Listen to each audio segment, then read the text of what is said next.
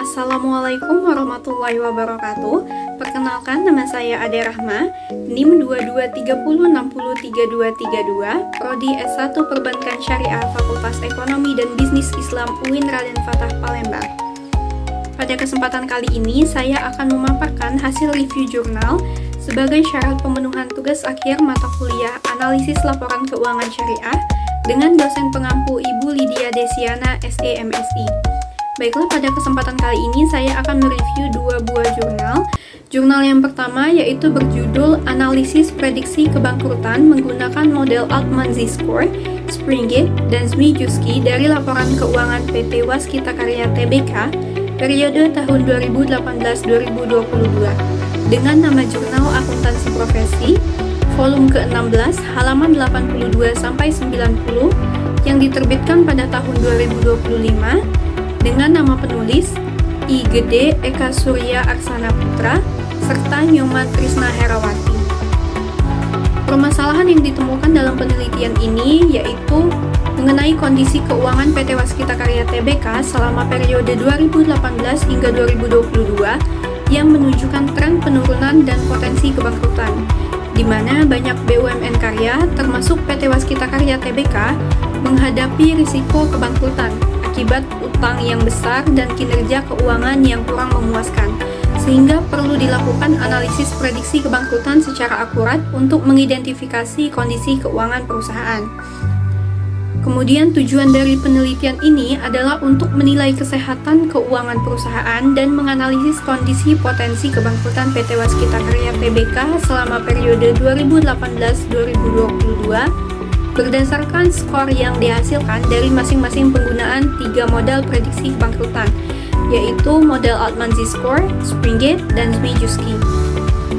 Sumber data yang digunakan dalam penelitian ini berupa data sekunder, yaitu berupa laporan keuangan PT Waskita Karya Tbk selama tahun 2018 hingga tahun 2022 yang diperoleh dari website BEI, website resmi perusahaan, dan sumber terkait lainnya.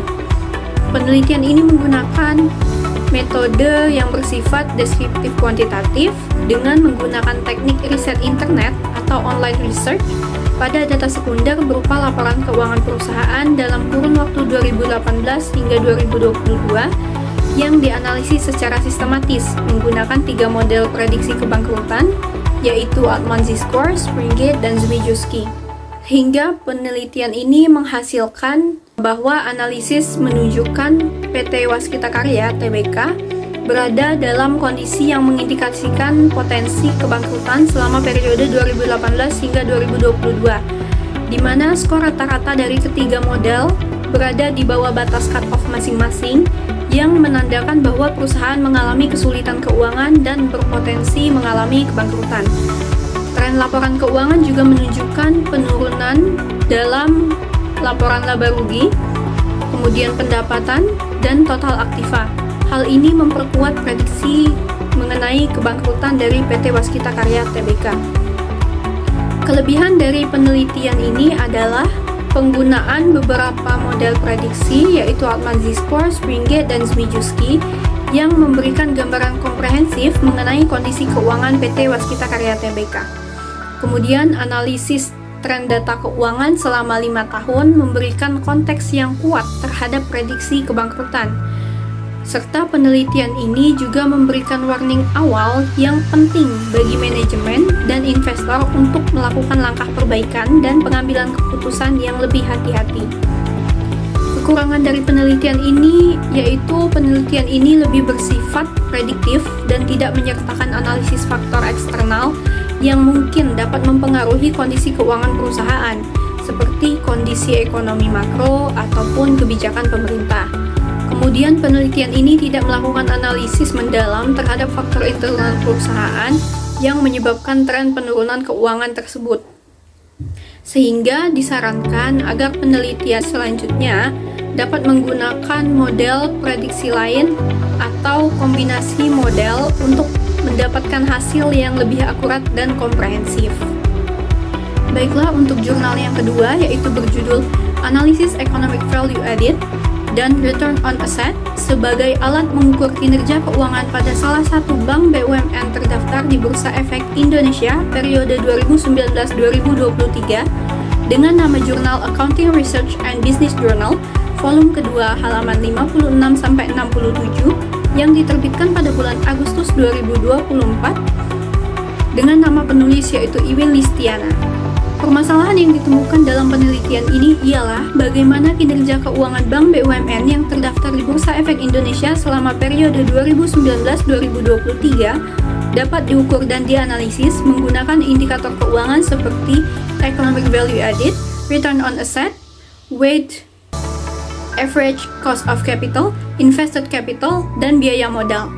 Penelitian ini juga berupaya memahami fluktuasi dan faktor-faktor yang mempengaruhi perubahan indikator tersebut, serta bagaimana bank mampu menciptakan nilai tambah ekonomi dan meningkatkan efisiensi operasionalnya di tengah kondisi pasar dan ekonomi yang bersifat dinamis.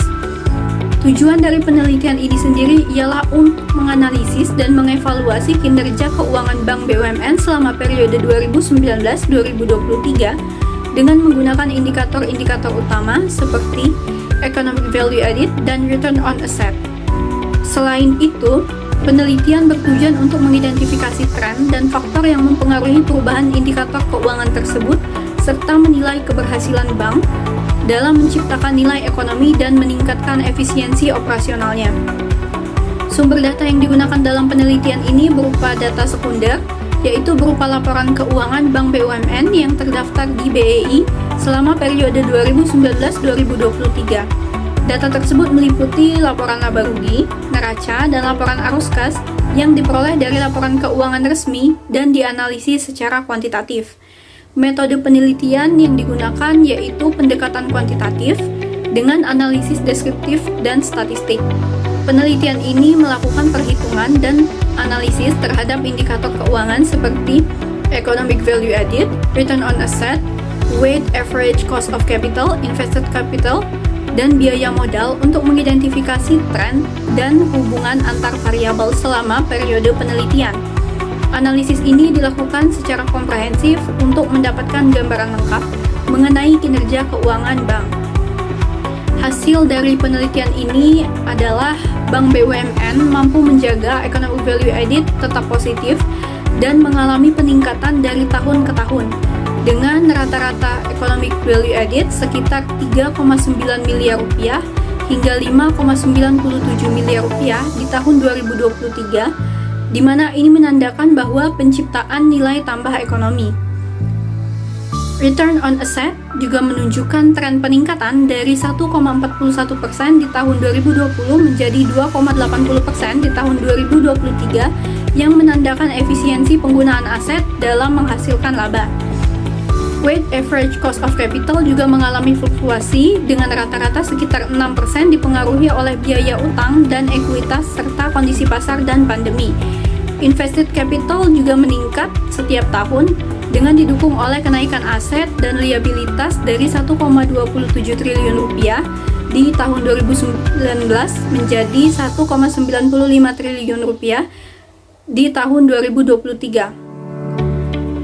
Yang terakhir, hasil penelitian menunjukkan bahwa Net Operating Profit After Tax mengalami fluktuasi, turun di tahun 2020 akibat pandemi, lalu meningkat tajam di tahun 2023, berkontribusi pada kenaikan Economic Value Added dan kinerja keuangan secara umum. Kelebihan dari penelitian ini yaitu menggunakan indikator keuangan yang relevan dan komprehensif untuk menilai kinerja bank.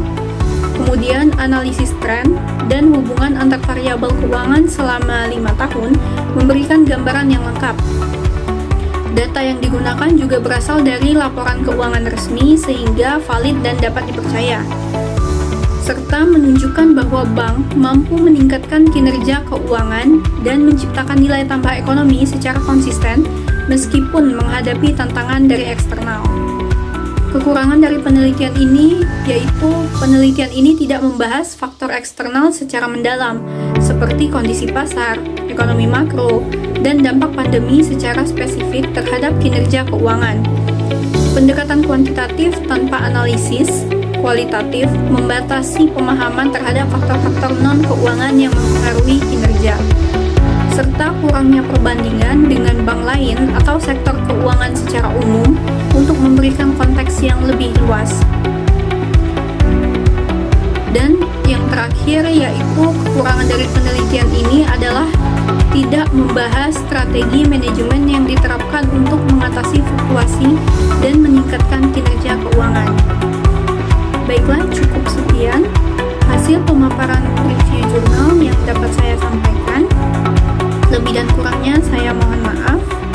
Saya akhiri. Wabillahi taufiq wal hidayah. Wassalamualaikum warahmatullahi wabarakatuh.